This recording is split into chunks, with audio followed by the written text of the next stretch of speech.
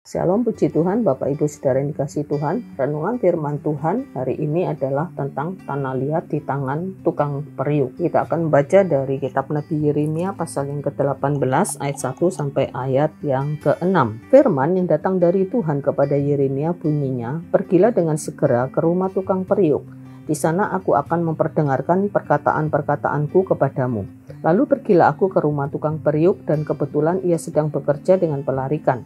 Apabila bejana yang sedang dibuatnya dari tanah liat di tangannya itu rusak, maka tukang periuk itu mengerjakannya kembali menjadi bejana lain menurut apa yang baik pada pemandangannya.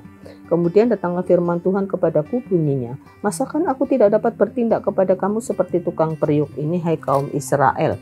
Demikianlah firman Tuhan. Sungguh seperti tanah liat di tangan tukang periuk, demikianlah kamu di tanganku, hai kaum Israel." Dari ayat-ayat yang kita baca ini, firman Tuhan itu datang kepada Nabi Yeremia, kepada bangsa Israel, untuk mengatakan kepada bangsa Israel, masakan aku tidak dapat bertindak pada kamu seperti tukang periuk ini, hai kaum Israel. Tuhan ingin bertindak kepada bangsa Israel ini seperti tukang periuk yang akan membentuk segumpal tanah liat menjadi sesuatu yang berbeda.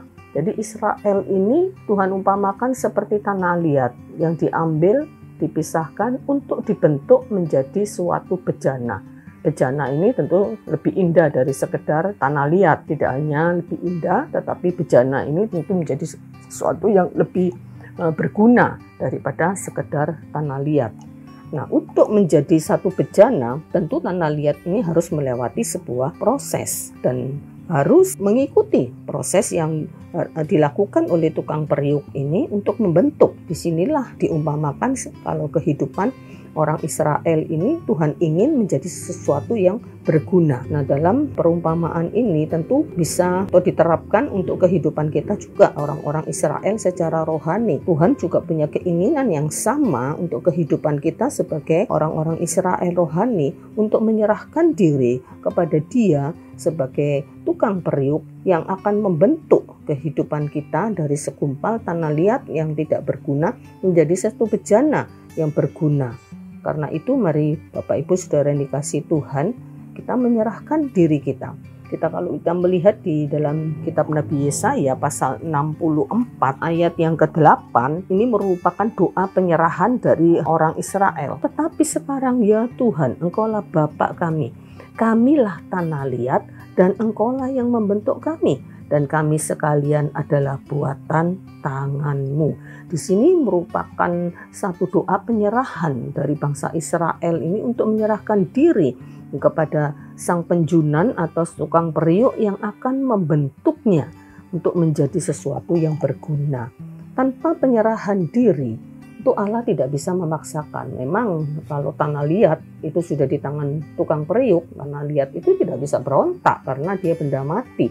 Itu hanya sekedar sebuah perumpamaan yang tidak bisa menggambarkan secara 100% gitu tentang kehidupan orang percaya atau umat Israel di tangan Tuhan sebagai tukang periuk. Kita sebagai manusia yang punya kehendak, ya, punya pikiran, ya, kita bisa memberontak seperti kaum Israel sebelumnya adalah yang dikenal sebagai bangsa pemberontak sehingga Tuhan itu murka. Bagaimana Israel bisa menjadi bejana ya, kalau dia memberontak, kalau dia tidak menyerahkan diri betul-betul ya, kepada si tukang periuk itu.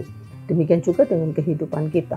Tuhan kita, kalau kita mempercayakan diri kita ya kepada Tuhan sebagai sang penjunan itu, dia akan membentuk kita untuk menjadi bejana-bejana yang indah. Bahkan bejana-bejana itu, bejana-bejana tanah liat yang secara nilai ekonomis itu mungkin tidak terlalu berharga, tapi kita tahu bahwa bejana-bejana yang dibentuk oleh Tuhan, orang-orang percaya yang dibentuk oleh Tuhan dan menjadi satu bejana, itu akan diberikan oleh Tuhan itu kekuatan ilahi yang berlimpah-limpah.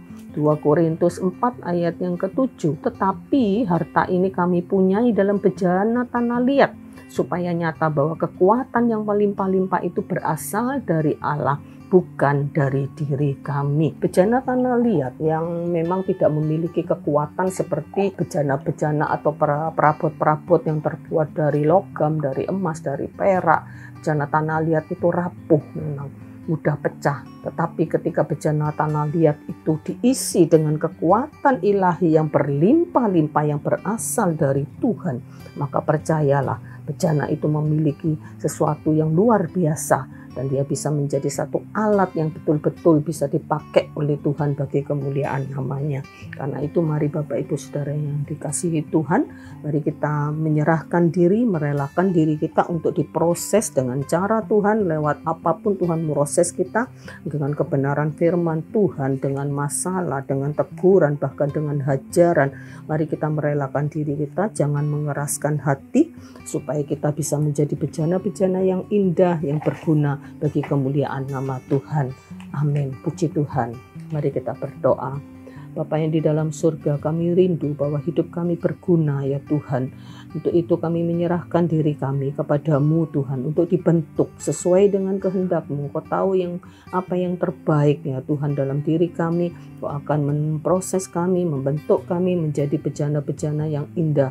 Kami menyerahkan diri kami ya Tuhan, bentuk kami ya Tuhan. Dan tolong kami ya Tuhan, supaya hidup kami ini bisa benar-benar berguna Tuhan. Tidak sekedar menjadi tanah liat, tapi menjadi bejana-bejana yang indah, yang bahkan diisi dengan kekuatan ilahi yang berlimpah-limpah yang berasal dari Tuhan. Terima kasih Tuhan, kami percaya kasih setia-Mu menyertai kami dalam pembentukan, memampukan kami untuk setia, untuk terus ya Tuhan taat kepada pembentukan Tuhan, sehingga hidup kami ya Tuhan boleh benar-benar menjadi berguna di hadapan Tuhan. Terima kasih Bapa, kami mengucap syukur, dalam nama Yesus kami berdoa. Amin.